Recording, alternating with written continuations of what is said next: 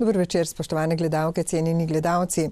Nocoj v studiu VTV vaše televizije gostimo zanimivega gosta. Zgovornega, neposrednega in verjamem, da nam bo povedal marsikaj zanimivega. Z nami je gospod Tino Mamić. Dober večer želim. Dober večer. Gospod Mamić, ste profesor zgodovine in ste diplomirani novinar. Kaj ste bolj? Roko na srce, šel sem študirati zgodovino in ker mi je bilo všeč pisanje, sem kot B pač zraven vzel še novinarstvo. Je pa izpadlo tako, da sem potem prve službe so bile vse praktično izključno novinarske, tako da se zgodovino, da sem imel zgodovino bolj ob strani kot za hobi, zdaj pa obratno, tako da je novinarstvo postaja vse bolj hobi. Recimo, a je bil to vzrok tu, da mogoče kot novinar človek, če ni redno zaposlen ali če nima ene take rednega prihodka, težko preživi, težko nahrani družino, ne vem, vemo, da imate veliko družino, da imate 5 otrok. Ja, in eno ženo.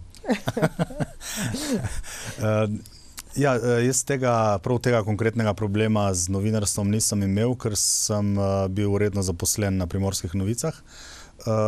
Problemi so bili drugod, v bistvu zaradi mobinga, zaradi pritiskov in zaradi tega, ker nisem mogel avtonomno upravljati svoje funkcije, brez da bi kršil novinarski kodeks, sem se potem v nekem določenem trenutku odločil, da grem na svoje in od takrat imam firmo in delam družinska drevesa, tako da je novinarstvo bolj, če rečem, postranska zadeva, se ukvarjamo bolj s publicistiko, z združenjem novinarjev publicistov in književnostjo in tako. Kaj pa združenje novinarjev in publicistov?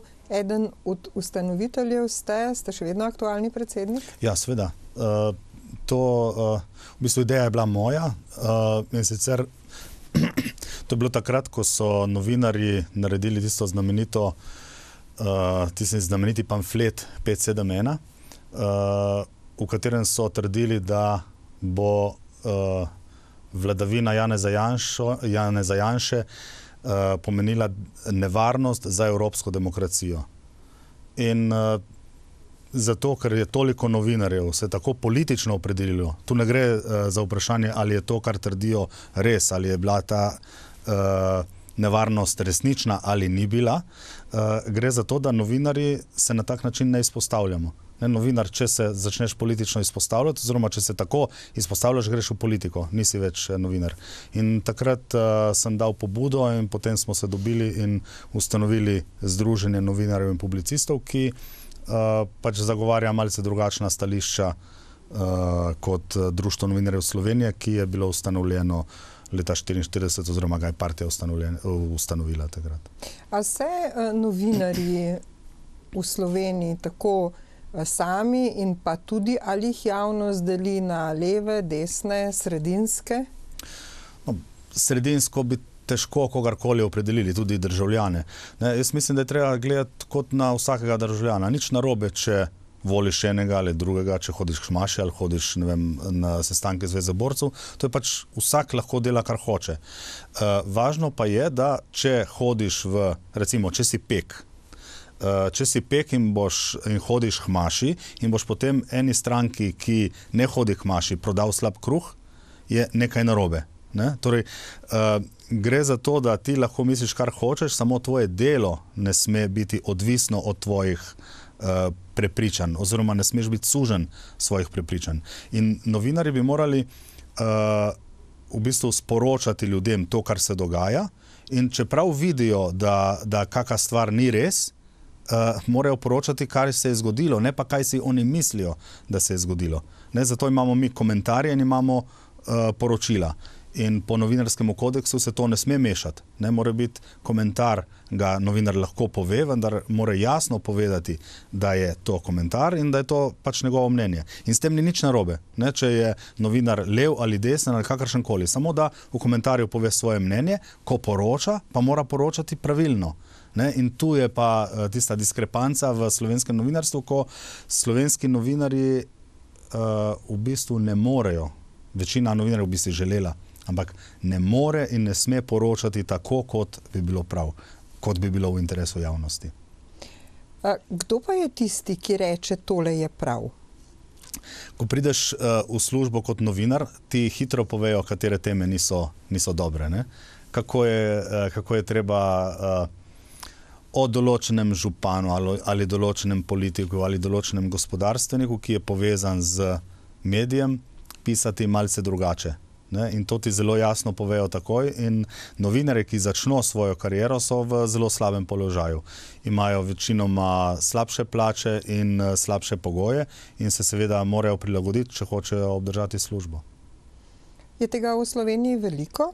Ali se ljudje potem, novinarji, se s tem nekako soočijo, sprijaznijo in delajo tako in verjamem, da delajo tako, kot najbolje mislijo, da je prav, no? Ja, tega je gotovo ogromno. Zato, ker mi smo imeli, recimo v Sloveniji, pred več kot 100 leti smo imeli 2 dnevnika. Eden je bil liberalen, drugi je bil klerikalen. Ne? To je bila pluralnost. Imaš enega in drugega in javnost lahko kupi en dnevnik ali drugi. Ne? In potem si človek si ustvari sam svoje mnenje o tem, kaj se dogaja. Danes imamo dnevnikov malo morje, ne vem, 7, 8, ne vem koliko niti, ampak so vsi rdeči, torej vsi levičarski. Ne? In to ni prav, ne? To ni pošteno, zato ker v naši državi imamo ljudi, ki mislijo tako ali drugače. Imamo recimo 2 glavna politična tabora, ampak imamo še celo vrsto ljudi, ki recimo prestopajo ali ki mislijo o eni stvari tako, o drugi drugače. In novinarji bi morali vse zastopati, vse te ljudi, oziroma v interesu javnosti je, da se stvari izve. Ne pa, da se izve grde stvari samo o enih, o drugih pa samo lepe. Ampak saj ti tedniki so, oziroma dnevniki so bili, pa so nekako potonili. To pomeni, da se tudi ljudje nekako ne moremo odločiti ali pokazati, kje pa smo. No, se to kaže. Recimo, naši dnevniki, njim naklada tako drastično pade, da bi, če ne bi šlo za politične interese, bi že davno praktično vsi propadli. Ne, ampak zato, ker se politika tudi z gospodarskimi družbami in injekcijami finančnimi pomaga držati nad vodo te medije, ostajajo. Ampak ljudje so že jasno pokazali, da jih te stvari ne zanimajo. Tudi ko pogledamo, da je vedno večji del javnosti, ki dejansko sploh ne ve, niti kdo je predsednik vlade, niti kdo je v parlamentu, niti kdaj so volitve.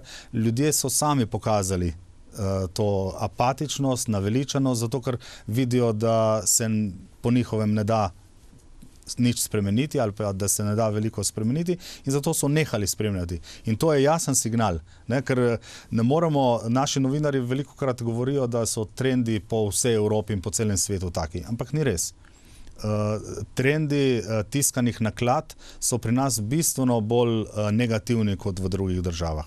Ne? Pri nas so dnevniki izgubili tako naklado kot nikjer drugje v svetu. Ne, in to kaže na to nekredibilnost, oziroma da ljudje sami ne verjamejo. In tudi povedo, se ni skrivnost, zakaj se odpovedujejo, zakaj ne berejo več. Ampak tega ti lastniki medijev nočejo slišati, zato ker gre pri nas za čisto ene druge stvari. Tudi, ne vem, če pogledate lastniško, Mladina, lastnik Mladine je goriška družba KB 1909 oziroma Kmečka banka nekdanja, ki je, tu gre za en koncern oziroma eno podjetje, ki je nastalo iz denarja bivše Udbe in Saftija v zamejstvu. Tu se je prav denar, ki ga je Udba zaslužila s tihotapljenjem droge, in to je zdaj prišlo v Mladino. Ali pa recimo imamo Stojana Petriča, velikega gospodarstvenika, ki na veliko kupuje vsa gradbena podjetja in potem kupi še delo. Mi vemo, da dela noben gospodarstvenik, ki hoče delati dober posel, ne bi naredil. Zakaj je on naredil? Zaradi vpliva in zato, ker so se tako dogovorili. To je zelo jasno, da je tu ena velika sprega med politiko in gospodarstvom oziroma med gospodarstveniki, ki so politični nastavljenci. Zase pravite, da nikoli ne varčujete z besedami, a ne? Ne, sem brez dlake na jeziku, to povem, velikokrat jih dobim po glavi, ampak se mi zdi vendarle prav, da povem svoje mnenje. Še bolj pomembno pa se mi zdi, da sem demokrat in da dovolim tudi drugim, da povedo svoje mnenje, ker ni nujno, da se vsem strinjamo, ni nujno, da imam vsem prav. Tako mislim, tako povem in če me kdo z argumenti prepriča v kaj drugega, velikokrat spremenim svoje mnenje na podlagi argumentov drugih. Ste kdaj v svoji novinarski karieri želeli biti všečni? Vsak novinar hoče biti všečen, ker je pisanje mora biti tako, da je všečno, da je zanimivo. Zdaj gre samo za to, da ne smeš prekoračiti tiste meje zdravega okusa, posebej, če delaš v kakovostnih medijih, v rumenem tisku je malce drugače, torej, da ne greš v to, da zlorabiš bralca, da narediš recimo tak naslov, ki obljublja nekaj drugega, kot je dejansko v članku, to je zloraba in to je ta všečnost. Tako da, se pravi, zdrava mera mora biti pri tem. Vaše knjige, vaše kolumne in potem te kolumne nekako ujete v knjigo. Kakšen odziv so kolumne same doživljale? Ja, pri teh kolumnah je bil odziv zelo buren pri določenih. Zaradi ene so me celo odrezali z mesta odgovornega urednika Primorskih novic. To je naredil koprski župan. In pa tudi druge so kar imele odmev. Zaradi enih sem moral pač iti v pisarno urednika, ki mi je potem kaj rekel. Zaradi drugih sem dobival različne opaske. Zadnja leta prav na Primorskih je bilo pa tudi tako, da so teme uredniških sestankov, ko pridejo vsi uredniki in vsi novinari skupaj, so bile velikokrat prav moje članke ali moje kolumne in so me potem secirali in je govorilo, ne vem, 10 ljudi, potem sem se lahko branil, ampak je spet 10 ljudi govorilo kontra, tako da je bilo zelo mučno, lahko rečem. In odziv, ko ste potem te kolumne ujeli v knjigo Protestantino? Ta knjiga Protestantino je bila zelo dobro sprejeta, se je tudi precej dobro prodala, tako da sem je vesel. Zanimivo pa, da to je bilo pred 4-5 leti.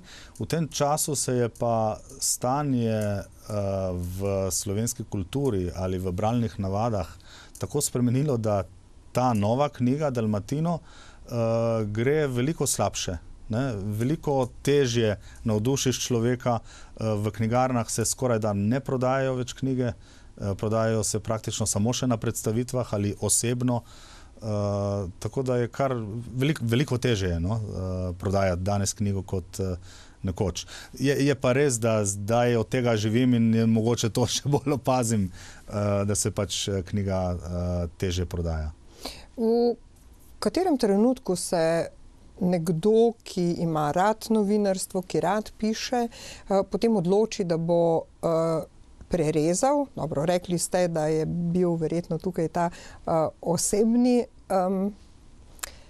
osebna odločitev in da bo potem vendarle še pisal naprej in te stvari objavljal. Skratka, očitno ste človek, ki to, kar misli, ne more zadržati zase ali pa v enem ozkem krogu ljudi, da morate to povedati.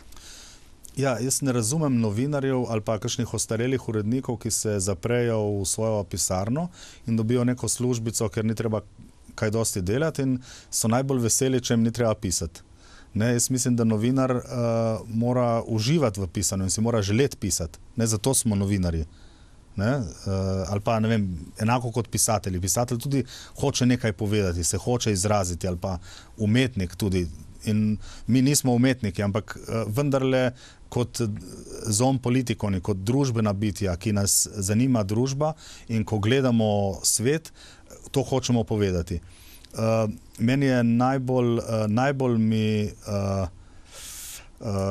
Najlepša pohvala, ki jo slišim, je, ko mi kdo reče, da vi ste naš glas.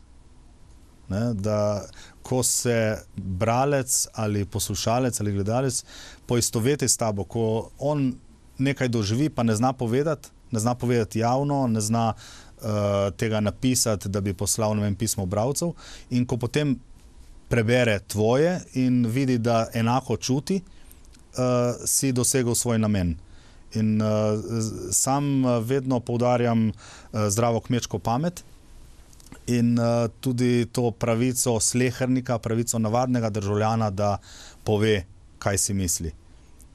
Če povem eno zanimivo zgodbico, nekoč sem napisal eno kolumno o banki Koper, kjer sem doživel hladen tuš, oziroma zelo grdo so me sprejeli na bančnem okencu in nesramno in tako. In potem sem napisal eno tako hudomušno kolumno, ko sem se malo norčeval iz vsega skupaj tudi.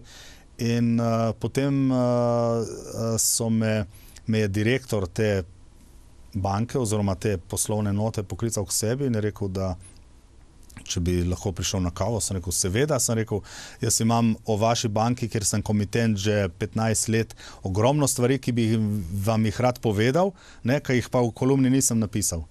No, in potem sem šel tja k njemu, pol ure sem mu govoril, kaj je vse narobe, kako se napačno obnašajo do svojih strank, ker sem imel izkušnje. No, in med drugim sem povedal tudi, da čeprav sem komitent toliko let, nikoli nisem dobil ugodnega kredita na svoji banki, vedno sem šel nekam drugam. No in na koncu mi je rekel, naslednjič, ko boste potrebovali kredit, če vam uslužbenka ne bo dala dobrega, pridite k meni. In tu se je zame zgodba končala, ker jaz sem Tino Mamić, ki zaradi tega, ker je novinar, ne bo hodil k nekemu direktorju po bolj poceni kredit. Jaz kot Tino Mamić hočem imeti enak kredit kot moj sosed Nikola Terzič. In če bi to naredil, je to korupcija. Zato novinar mora biti vedno glas javnosti, glas slehernika, glas malega človeka, tistega, ki ne zna tega povedati. In najbrž, če tako, oziroma ste tako nastopali, potem tudi niste bili priljubljeni marsikje kot novinar, zaželeni kot novinar. Ja, gotovo. Če bi tulil v drugi rok, torej če bi kritiziral samo desne oziroma samo opozicijo, bi gotovo ne šel ven iz novinarstva, ker bi imel zelo dobro plačano službo ali na RTV-ju ali kjerkoli. Novinarji, ki hvalijo levico, težko zgubijo službo, posebej taki, ki so malo bolj prepoznani, praktično ne zapuščajo novinarskih vrst, ker je tam tako lepo. Pa recimo se vam zdi, da pri tem svojem pogledu, recimo če gledate z novinarskimi očmi, znate biti kritični do levih in desnih? Ja, mene so z uredniškega mesta Primorskih novic odrezali koprski župan Popovič in lokalna SDS, torej Janševa stranka. Oni so me, Robert Časar je bil na čelu Luke, oni so me odrezali. Tako da, če bi jaz bil res desen novinar, kot mi nekateri rečejo, potem to nekaj ne štima. Ni problem, kako misliš. Važno je, da si kritičen in da gledaš približno enako na vse. Saj ne moreš. Imaš eno barvo, imaš rajško kar drugo. Ampak moraš se vsaj truditi. Če se pa ne trudiš, pol je pa problem. Torej govorite brez dlake na jeziku in tako, kot ste zdaj vedno z imeni in priimki? Ja, v tej knjigi je kar nekaj imen in priimkov, tudi tistih, ki so me cenzurirali, česar do zdaj nisem dal noter. Se mi zdi prav, da poveš, ker to povem po tolikih letih, se mi zdi tudi, da ni tistega osebne prizadetosti, da bi zaradi neke užaljenosti ali maščevanja to povedal, ker to ni moj namen. Oni so pač to naredili, ampak to je njihov problem, ne moj. Oni so kot dež. Če pada dež, se ti lahko na dež še ne vem kako jeziš, ampak najbolje je, da vzameš marelo, ne pa da zdaj jočeš na dežju. Tako da to je pač njihova stvar. Jaz grem naprej in gledam, kaj je zame dobro. lahko človek takšne stvari predela v popolnosti ali vendarle ostane nekaj grenkobe, ko mogoče z res enim takim cmokom in kepo v želodcu zapustiš delovno mesto? Jaz tam ne. Tudi ko so me nekrivdno razrešili z mesta odgovornega urednika, sem še vedno zelo dobro spal in hodil pokonci, z glavo pokonci po uredništvu, zato ker imam čisto vest in zato ker sem naredil vse tako, kot je treba. Ne, da ni bilo napak, gotovo, vsak dela napake, ampak delal sem vestno, pošteno, časniku sem dvignil naklado, dvignil število strani, dvignil učinkovitost novinarjev, ne? Tako da noben dnevnik v zadnjih 20 letih v Sloveniji nima trenda rasti, ki bi trajal pol leta. Ne, da bi pol leta naklada in branost rasla. Samo moj primer, ko sem bil urednik na Primorskih novicah, je to, da je naklada rasla. Ne, zato tudi pravim, da to, kar pravijo, da so taki trendi, da se ne da nič narediti, ni res. Samo, če bomo odprli medijski prostor in postali bolj pluralni, bojo tudi ljudje bolj poslušali, bolj brali in bolj spremljali medije.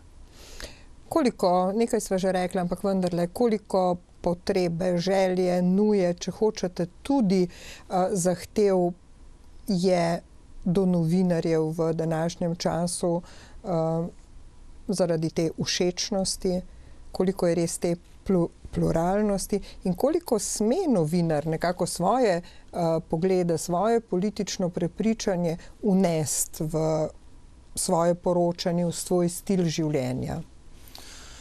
Ja, v realnem življenju je tega zelo malo, ker se moraš zelo prilagoditi v uredniški politiki, ne, ki je v teh naših dominantnih medijih, kot jim pravimo, izrazito levičarska. Ne, torej pro-leva za pro-vladna v tem trenutku, oziroma za aktualne levičarske stranke.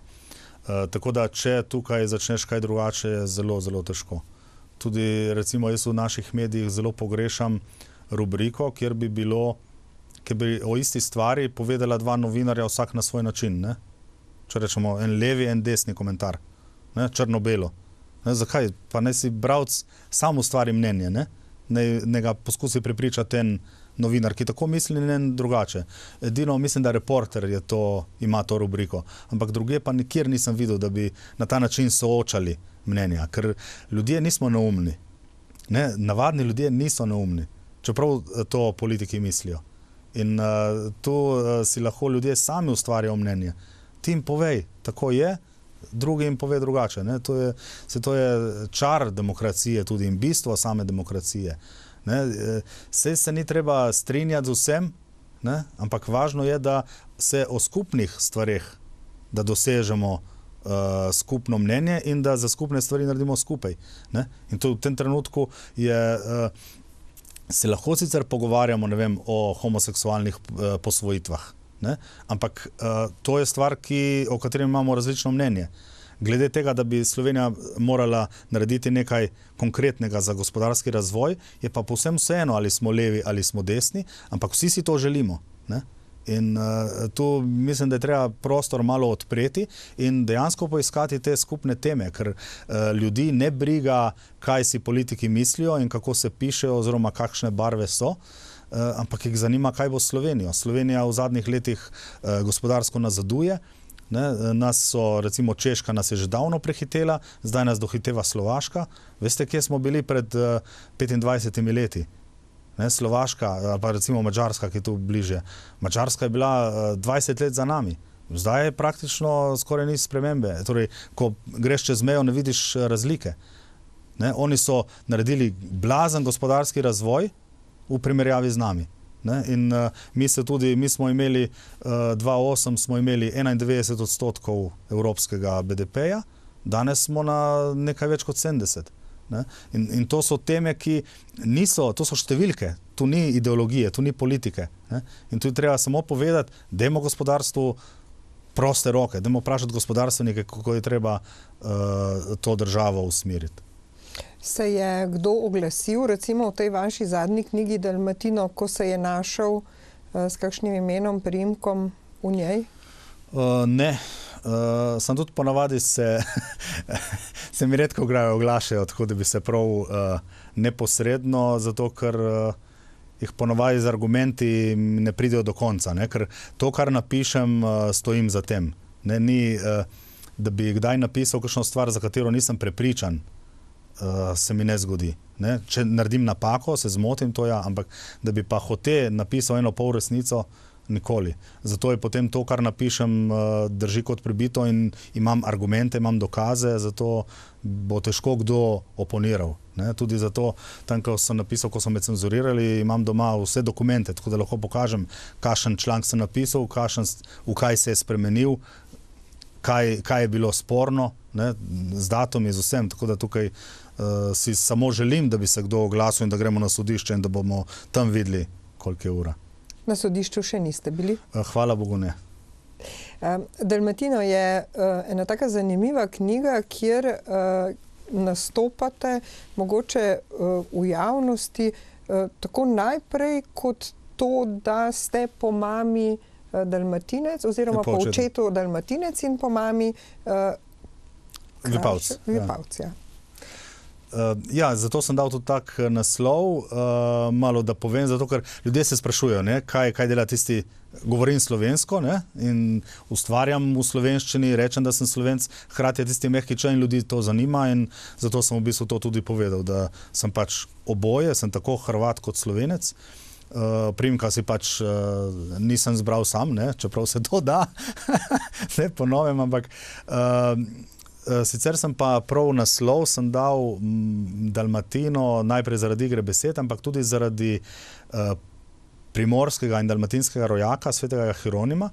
To je bil svetnik, ki je bil zelo vročekrven, ne, in ki je vse povedal direkt in obstaja anekdota, da se je tolkel s kamnom po prsih in govoril, oprosti Bog, kaj ti Dalmatinec sem. Ne, da je tako vročekrven, tako pove vse in mu je to žal, ampak pač je tak, ker je Dalmatinec. Ne, zato potem ta knjiga s tem naslovom. Tudi recimo zanimivo je to na naslovnici, ki je, mislim, da še nihče ni podrobno pogledal, ampak to je naslovnica je bila posneta z ladje, ki odhaja z Golega otoka. Ne, in tako prav na majhno se tu še vidi napis Tito. Ne, in v bistvu to je moja želja naši Sloveniji, da bi čim prej šli naprej in te težavne stvari pustili za sabo. Kako ste jo sestavljali knjigo, če mogoče samo v nekaj stavkih rečete, če je recimo Protestantino, kot sva rekla, nekako splet kolumen, pa Dalmatino ni samo to.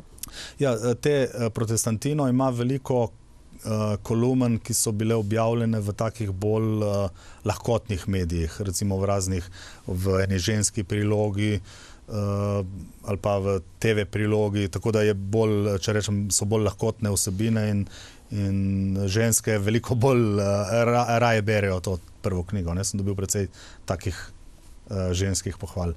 Ta Dalmatino je mogoče bolj družbena, bolj politična, bolj resna, čeprav je noter še vedno ogromno humorja in, če rečem, ironije ali pa norčevanja. Zastavil sem po poglavjih, tako da sem kolumne in komentarje združil, na novo napisal, preoblikoval, tako da deluje kot neke vrste zgodba in po teh tematikah, ki se mi zdijo pomembne. Recimo ena od teh tematik so prazniki, kako praznujemo, zakaj praznujemo, politični prazniki, pa prazniki v družini. To se mi zdi, da so take stvari, ki so v zadnjih letih precej izginile in brez katerih nismo to, kar smo.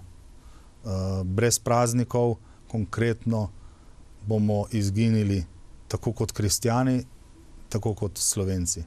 Ne? Brez praznikov, brez praznovanja, brez obredja bomo izgubili svojo identiteto. Ne? Zato je to tako pomembno. Zato je važno, da, ne vem, ko greš na volitve, ne oblečeš trenirke, ali pa ko greš na upravno enoto po dokument, da nisi oblečen kot kot za na hišo, ki jo popravljaš. Ne?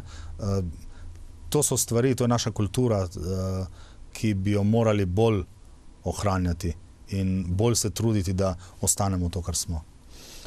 Ena izmed, če rečeva, kolumn oziroma govorite, glede na to, da je letos volilno leto, je tudi o volitvah, ki pravite, da so praznik, da bi morali takrat izobesiti zastave, ampak takoj na to je spodaj eno tako provokativno vprašanje, na pol droga. Ja, zdaj mislim, da je bilo takrat, to sem pisal, ne spomnim se točno za katere volitve, ampak so bile volitve, ki so prinesle nekaj slabega, ne? Zato je bilo, sem se potem malce norčeval. Je pa res, ko so volitve, bi morali zastavo dati ven. Jaz tudi sam na svoji hiši dan zastavo, tudi recimo včasih, ko je kakšna, ne vem, velika zmaga Slovenije ali v mednarodnem prostoru ali pa v športu ali pa tudi, ne vem, ko imamo kakšen praznik, ne vem, ko bi imel Abrahama, bom gotovo dal zastavo pred hišo, ne? Ker to je en znak, ne? Da praznuješ, ne? Zato se mi zdi te zastave, ki jih v Sloveniji ni več, oziroma jih je zelo, zelo malo, se mi zdijo pomemben znak, ne? Ker to je kot obleka, ko sem prej že dejal. Ti na poroko ne greš v kratkih hlačah, ne? Se lepo oblečeš. Zakaj? Zato, ker se lepše počutiš, ker je to en zunanji znak. In isto velja za zastavo. Ampak vendarle, po zakonu zastavo človek ne more izobesiti takrat, kadar bi on želel. Lahko, seveda lahko. Lahko, seveda, to je privat zahteva, privat zadeva, lahko, seveda. In tudi zastave vihrajo. Tudi sicer. Tudi ne vem, če bi to bilo res, bi potem pred trgovskimi centri nikoli ne visele zastave med letom. Ne? To je mogoče zaradi tega, ker je v komunizmu je zakonodaja velevala, da se ob praznikih izobesi zastavo. Ne? In pol zdaj razmišljamo, kot da se sicer ne sme, ampak to ni res. Slovensko zastavo? Slovensko zastavo, ja, drugih pa ne, ne? Za druge velja zakonodaja, ampak za slovensko zastavo je lahko kadarkoli obesiš in tudi se mi zdi v redu. Tudi, ko hodiš drugod po svetu, povsod imajo zastave. In imajo, ne vem, ljudje imajo zastave na hiši, ki vihrajo celo leto. Ne? Pri nas je pa še za praznike, razen teh državnih zastav. Jaz dostikrat rečem, da je moja zastava edina zasebna zastava od Črnega Kala do Dragonje, ne? Ker je tako malo zastav, ne? Teh, ki jih ljudje dajemo ven. Ne? In to je škoda, ne? To bi res lahko se bolj potrudili. Pisanje je tisto, ki vas na nek način še vseeno izpolnjuje. Najbrž nikoli ne boste čisto prenehali pisati in čisto prenehali takole skozi to oddajo, sva to ugotovila, malo provocirati. Ne hote. Jaz samo povem, kaj mislim. Ne? Zdaj, če to jemlje kdo kot provokacijo, prav ali pa ni prav, jaz pač tako povem. Ne? Ni zdaj... To je, po eni strani je to, da sem brez dlake na jeziku slabo, ne? Ker pač tudi pri moji karieri se vidi, da pač da se moram sam na svoje noge postavljati, ker pač šefi ne marajo, da jim poveš svoje mnenje. Ampak po drugi strani se mi zdi pa, da ljudje to rabimo. Ne? Meni, če mi kdo pove naravno svoje mnenje, me to obogati, mi to pomaga, da sem drugačen. Ne? Tako da, tudi če se ne strinjate z njim? Seveda, smisel kritike je v tem, da se ne strinjaš, da ti pove, kaj si drugače povedal. Ne? Težava je v naših medijih, spletnih klepetalnicah in nasploh v javnem prostoru, da je ta kritika velikokrat žaljiva. Ne? Žaljiva, nestrpna, nesramna.